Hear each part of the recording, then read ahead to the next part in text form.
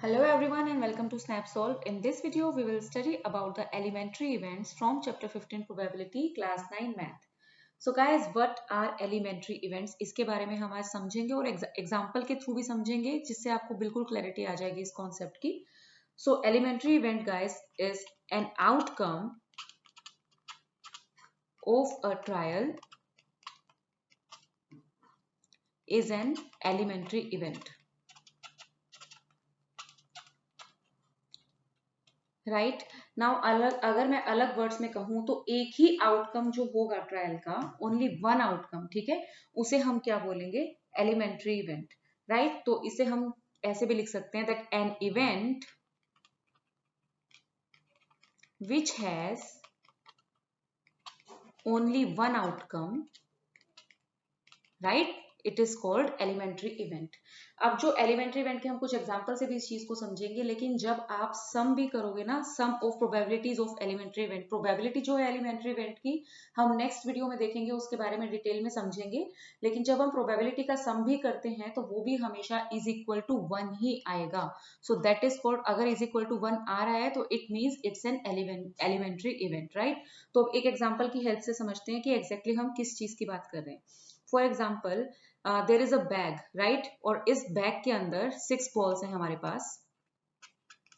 अब ना 6 balls different different colour की है. फॉर एग्जाम्पल रेड बॉल है, 2 रेड बॉल्स हैं, राइट, ब्लू बॉल है 1 and there are 3 white ball suppose, right. तो हमारे पास इस तरह से 6 बॉल्स हैं एक बैग के अंदर.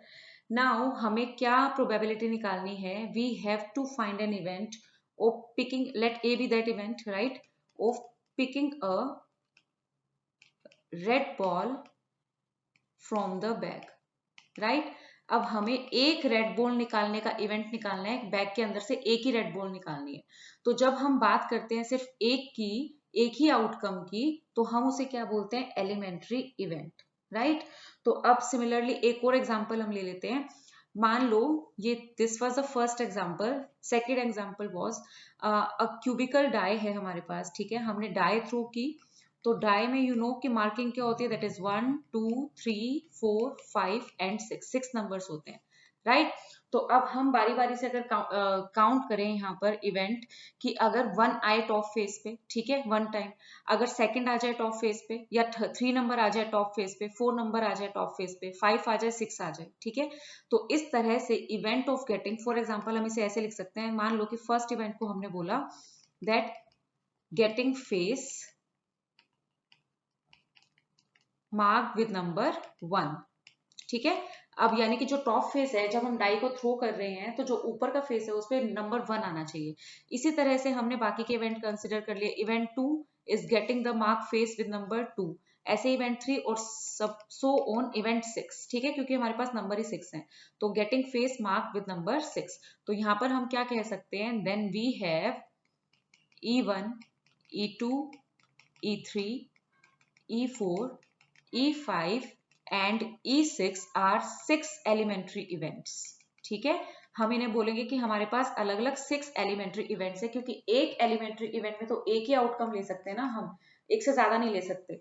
राइट, तो अगर हम इसका एक और एग्जांपल लेके देखते हैं कि कब एलिमेंट्री इवेंट नहीं होगा. अभी तक हमने एग्जांपल में देखा कि एलिमेंट्री इवेंट होगा.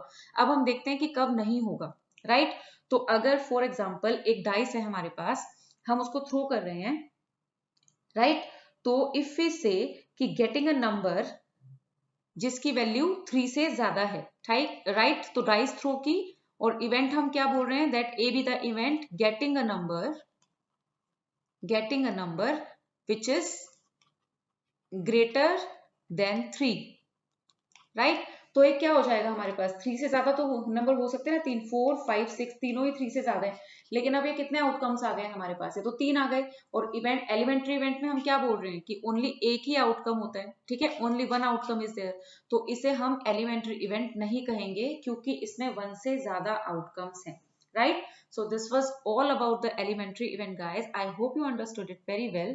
It's time to say bye, but you can continue enjoying concept class for other topics and subjects at Snapsol. Thank you so much.